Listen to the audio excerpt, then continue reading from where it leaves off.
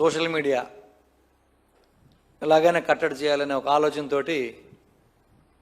ఈ ప్రభుత్వం అధికారంలో రాగానే మీడియా 90% వాళ్ళ చేతుల్లో ఉన్నాయి. మనం చూపించిందే నిజం, మనం చెప్పిందే నిజం, ఏ రకంగా అయినా మనం ఏ దారిలో వెళ్ళొచ్చు అనే ఒక దుర్మార్గమైన ఆలోచనతో మీడియానంతా ఒక సైడ్ పెట్టుకొని నడిపించుకున్న పరిస్థితి చూస్తూ ఉన్నాం. సరే, ప్రజలు సోషల్ మీడియా వాళ్ళ చేతిలోకి వచ్చింది, వాస్తవాలని ప్రజల్లోకి ఆ గ్రామాల్లో, నియోజకవర్గాల్లో, జిల్లాల్లో ప్రజలే ఈరోజు ఎక్కడ ఏం జరుగుతుందనేది సోషల్ మీడియా ద్వారా సమాజానికి తెలియజేయాల్సిన పరిస్థితులు వచ్చినప్పుడు వాళ్ళ మీద కట్టడి చేసి వాళ్ళందరినీ కూడా అరెస్టులు చేసి 2 నెలలు 3 నెలలు నిర్బంధించి విపరీతంగా వాళ్ళ మీద దాడులు చేసి సోషల్ మీడియా వాళ్ళందరినీ కూడా భయభ్రాంతులకు గురి చేసిన పరిస్థితి రాష్ట్రంలో మనం చూసాం. మళ్ళీ ఇప్పుడు మీడియాలో ఎక్కడైనా డిబేట్లకు వెళ్ళినా, లేకపోతే మీడియాలో ఏదైనా వాస్తవాలు ప్రభుత్వాన్ని విమర్శించినా, ఏదైనా సరే పరిస్థితుల్ని, వాస్తవ పరిస్థితులను ప్రజల దృష్టికి తీసుకొచ్చినా, ఎవరైనా కొంచెం గట్టిగా మాట్లాడుతున్నారు అంటే వాళ్ళు ఏదో ఒక తప్పుడు కేసులోనో, లేకపోతే ఏదో ఒక వాళ్ళకి సంబంధం లేని కేసుల్లోనో విరికించి ఈరోజు వాళ్ళని కూడా అరెస్టులు చేసే పరిస్థితి ఈరోజు రాష్ట్రంలో చూస్తూ ఉన్నాం. సాక్షాత్తు హైకోర్టే అసలు మీ డిపార్ట్మెంట్ ఉందా, మీరు పనిచేస్తున్నారా, మీరు మూసేసుకోండి, ఎందుకు మీ డిపార్ట్మెంట్ అని హైకోర్టే ఈరోజు అత్యున్నత న్యాయస్థానమే మిమ్మల్ని మాట్లాడింది అంటే ఈరోజు పోలీసు వ్యవస్థ యొక్క తీరు ఎలా ఉందనేది దాని నిదర్శనం. మనం వేరే ఏం చెప్పుకోవాల్సిన అవసరం కూడా లేదు. ఎన్నో ఆర్డర్లు ఉన్నాయి సుప్రీంకోర్టు నుంచి కానీ, హైకోర్టుల నుంచి కానీ, సోషల్ మీడియా మీద కానీ, లేకపోతే ఇలా ఎవరైతే ప్రజాస్వామ్యంలో ఈ మాట్లాడే స్వేచ్ఛను కూడా హరించి మీడియాను తొక్కేయాలని, మీడియాలో మాట్లాడే వాళ్ళని తొక్కేయాలని ఈ రకమైనటువంటి దూరంలోకి వెళ్ళడం మాత్రం కూటమి ప్రభుత్వానికి మంచి పద్ధతి కాదని చెప్పి నేను చెప్తా ఉన్నా. ఎందుకంటే ఈరోజు జరిగిన అరెస్ట్ చూస్తే ఒక ఇన్సిడెంట్ జరిగింది, ఒక సిఐ చనిపోతే అది ఆత్మహత్యనా లేకపోతే ఇంకేదైనా జరిగిందనే కారణాలు, అది దాని ప్రాథమిక దర్యాప్తు జరగకుండానే దానికి సంబంధించి పూర్తి వివరాలు బయటికి రాకముందే మీరు మొత్తం మీ పార్టీకి సంబంధించిన నాయకులు 10 మంది 10 రకాలుగా మాట్లాడారు.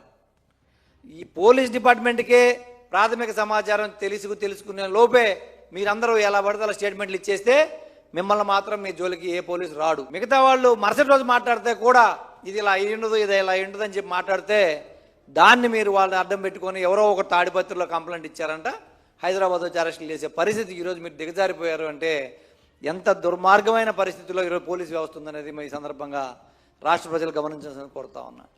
ఎందుకంటే మీరు ఎక్కడైతే మీ తప్పులు బయటకు వస్తాయో, మీ అన్యాయాలు బయటకు వస్తాయో, మీ అక్రమాలు బయటకు తీసుకొస్తారో అటువంటి పరిస్థితులు అన్నీ డైవర్షన్ చేయాలని చెప్పి ఏదో ఒక సందర్భంలో ఏదో దాని మీద తీసుకెళ్ళడం జరుగుతూ ఉంది. ఇప్పుడు ఇదే రాష్ట్రంలో ఒక సిఐ మరణం జరిగితే అది హత్యనా ఆత్మహత్యనని మీరు రోజు ఇన్వెస్టిగేట్ చేస్తూ ఉన్నారు పోలీసులు 2-3 రోజుల నుంచి. అది మీ వైఫల్యం కాదా అని అడుగుతా ఉన్నాం మేము. మీ డిపార్ట్మెంట్ వ్యక్తి చనిపోతే మీరు ఇన్వెస్టిగేషన్ పూర్తి కాకముందే మీరు సోషల్ మీడియాలో అన్ని పార్టీలలో మాట్లాడారు. అరెస్ట్ చేయండి. ఆ సందర్భానికి సంబంధించి, ఆ సంఘటనకు సంబంధించి ఎవరైతే మాట్లాడారో వాళ్ళందరిని అరెస్ట్ చేయాలి మీరు అలా అనుకున్నప్పుడు. అలా కాకుండా మీ పార్టీ వాళ్ళు వేరే వాళ్ళ మీద నిందలేసేయచ్చు, బీజేపీ వాళ్ళు వేరే వాళ్ళ మీద నిందలేసేయచ్చు, ఎవరెవరి మీద నిందలేసేయచ్చు, ఎవరెవరి మీదకైనా మళ్ళీ ఇచ్చవచ్చు.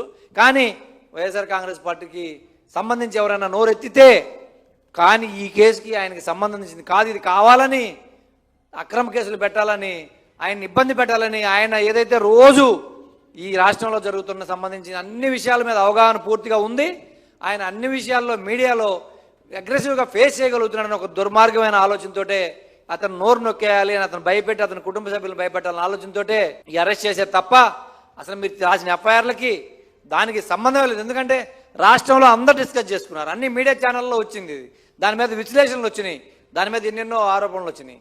దాన్ని పట్టుకొని ఒక వ్యక్తిని ఇలా అరెస్ట్ చేయడం అనేది మేము తీవ్రంగా ఖండిస్తూ ఉన్నాం.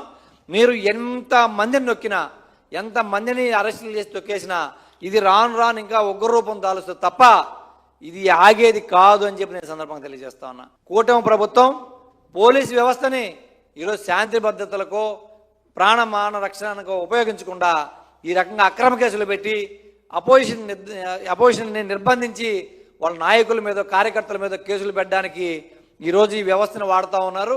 అది న్యాయస్థానం కూడా మీకు ధృవీకరించిన పరిస్థితి ఈరోజు వచ్చింది అంటే ఈరోజు డీజీపీ గారు కానీ, పోలీస్ వ్యవస్థ కానీ ఆంధ్రప్రదేశ్లో అసలు ఉందా అనే పరిస్థితికే ఈరోజు ప్రజలందరూ కూడా ఆలోచించే పరిస్థితి వచ్చింది.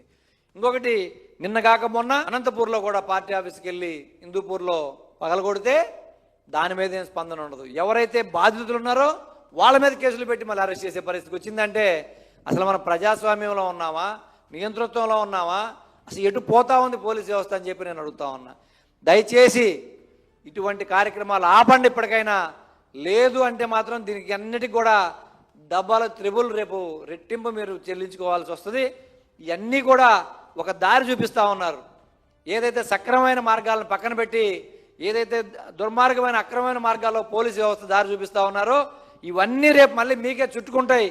రాబోయే రోజుల్లో వీటన్నిటి పర్యవసానాలు, వీటన్నిటి ఫలితాలు పోలీస్ డిపార్ట్మెంట్ కూడా అనుభవించాల్సి వస్తుందని చెప్పి నీ సందర్భంగా తెలియజేస్తా ఉన్నాను. ఎందుకంటే మీకు సంబంధం లేని విషయాల్లో ఏదంటే ఎక్కడైనా ఇన్సిడెంట్ జరిగితే దాని జోలికి పోరు, సంబంధం లేని విషయాల్లోకి వచ్చి ఇలా రాజకీయ ప్రేరేపితమైన ఇన్సిడెంట్లు తీసుకొచ్చి ఈరోజు మీరు అరెస్టులు చేస్తూ ఉన్నారంటే మేము తీవ్రంగా ఖండిస్తూ ఉన్నాం. ఇమ్మీడియట్గా వెంకటరెడ్డి గారిని విడుదల చేయాలి. దీనికి మీరు పెట్టిన ఎఫ్ఐఆర్లకి ఏ సంబంధం లేదు. నిర్దోషులందరినీ తీసుకుపోయి ఈరోజు జైలు వేసే పరిస్థితి వస్తూ ఉందంటే రాబోయే రోజుల్లో ఎవరు భయపడేవాళ్ళు లేరు. ఆయన ఇంకా ఎక్కువ మాట్లాడి మీ తప్పుల్ని, మీ యొక్క పాపాలని, మీ యొక్క దుర్మార్గమైన చర్యలను ఎండగట్టే పరిస్థితి వస్తుంది తప్ప ఇది కాదు అని చెప్పి నేను సందర్భంగా తెలియజేస్తాను.